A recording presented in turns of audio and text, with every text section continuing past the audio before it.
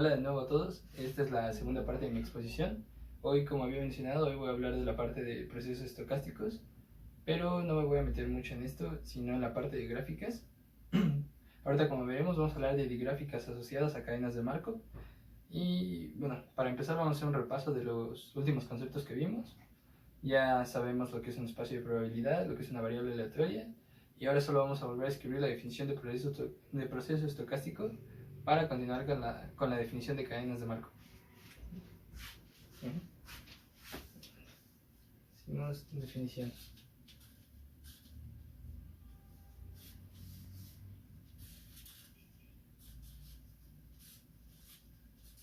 Es que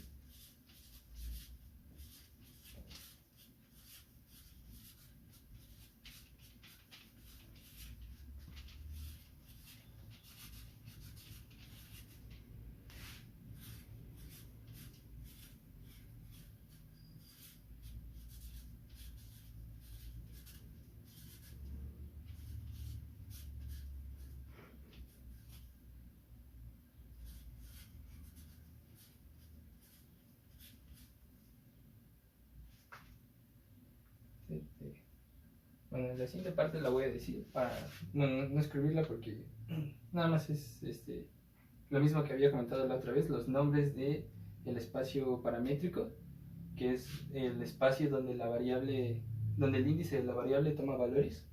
Y entonces, recordando, decimos un proceso estocástico es una colección de variables aleatorias, indexada, cuyas variables toman valores en un espacio subconjunto de los reales llamado el espacio de estados, ¿no? Tal que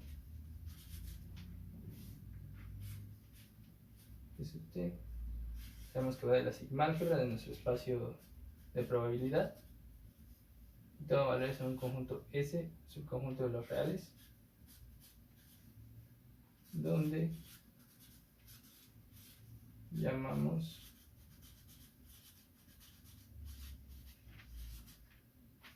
a S el espacio de estados.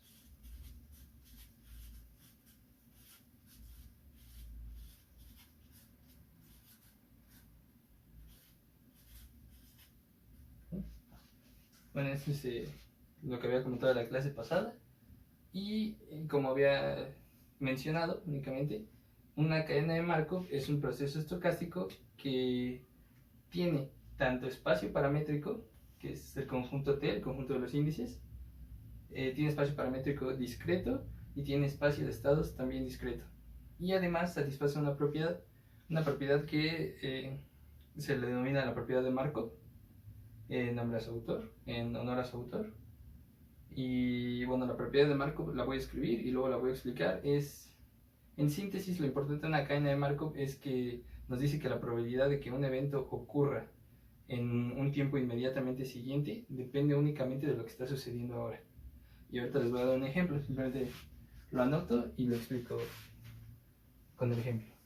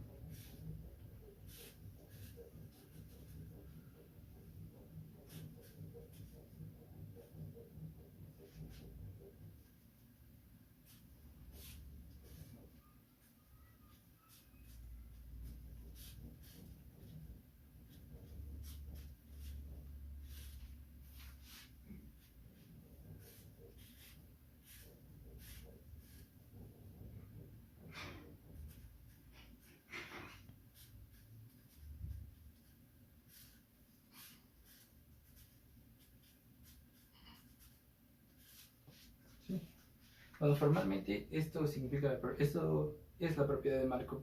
Habla de que la probabilidad condicional de que la variable aleatoria, la enésima más un variable aleatoria, tome el enésimo más un valor. Aquí se ve un poco confuso por la variable, pero sí es más o menos como se denota en probabilidad de que la variable aleatoria x toma un valor x, ¿no? pero por eso lo distingo entre mayúsculas y minúsculas, porque las mayúsculas son las variables aleatorias y las minúsculas solo son el valor que están tomando, ¿no? las variables aleatorias, y por eso les estoy poniendo el mismo índice, ¿no? Para ver que pueden tomar valores distintos. Entonces, bueno, la probabilidad condicional quiere decir que cuál es la probabilidad de que la enésima más un variable aleatoria tome el enésimo más un valor, dado que las anteriores tomaron estos respectivos valores, ¿no? La enésima variable aleatoria tomó el valor enésimo, la primera variable aleatoria toma este primer valor, y la variable aleatoria número 0, bueno, con índice 0, toma el valor x sub 0, ¿no? Y decimos que esto solo depende de lo que está sucediendo ahora, ¿no? Si consideramos el enésimo tiempo como el momento presente, a lo que nos referimos es que la probabilidad de que un evento ocurra en un tiempo futuro inmediatamente posterior al que está ocurriendo en este momento depende únicamente de lo que está sucediendo en este momento y no de todo lo que sucedió en un pasado, ¿no? En un historial de pasado más antiguo. Descartamos todo ello y solo nos quedamos con lo que está ocurriendo en este momento. Lo voy a poner con un ejemplo. Pensemos en la retícula, una retícula de ajedrez, por ejemplo. Tenemos nuestras piezas, hacemos un movimiento, llamémosle, supongamos que movemos a un alfil, ¿no?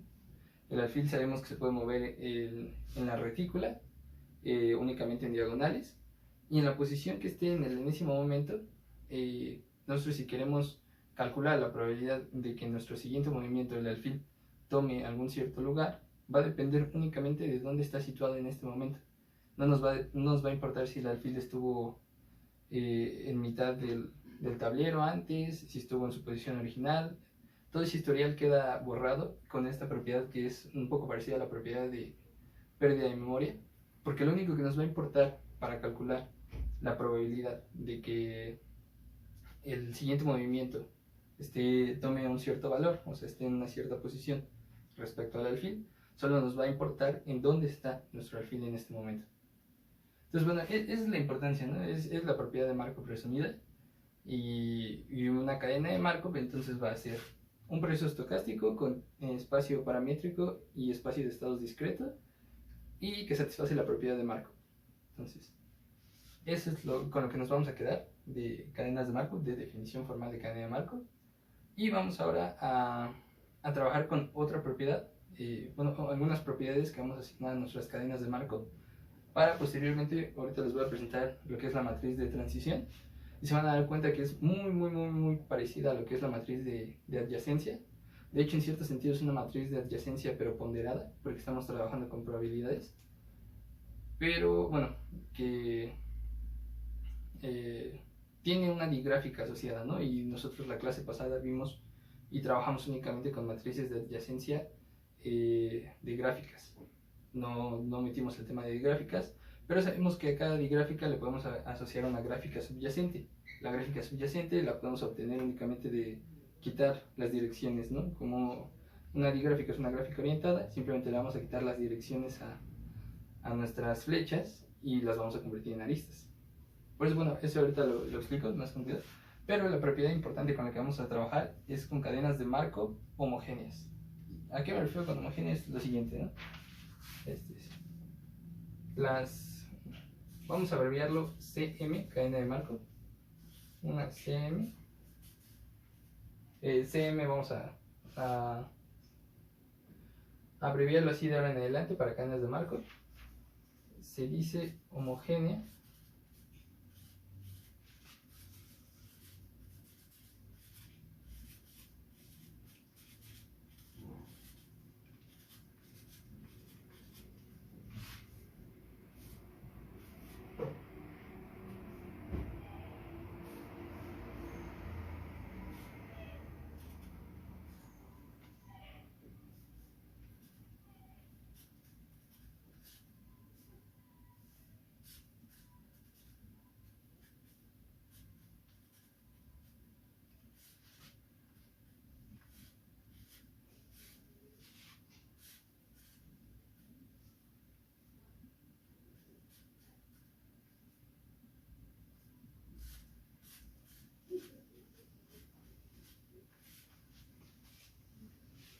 Y esta es la propiedad de homogeneidad para las cadenas de Markov, que como vimos, esto es igual a esta probabilidad de que la enésima más un variable aleatoria tome ese valor, tome un cierto valor, dado todo su historial, es igual a solo quedarnos con el historial actual, el del presente. Entonces estamos trabajando con esta probabilidad, que en sí ahora lo que nos vamos a centrar mucho va a ser en nuestro espacio de estados, ¿no? Nuestro espacio de estados, porque nuestro espacio paramétrico lo vamos a considerar en la mayoría de las ocasiones como el tiempo, ¿no? Vamos a discretizar el tiempo y lo que nos va a importar son los eventos que van sucediendo, ¿no?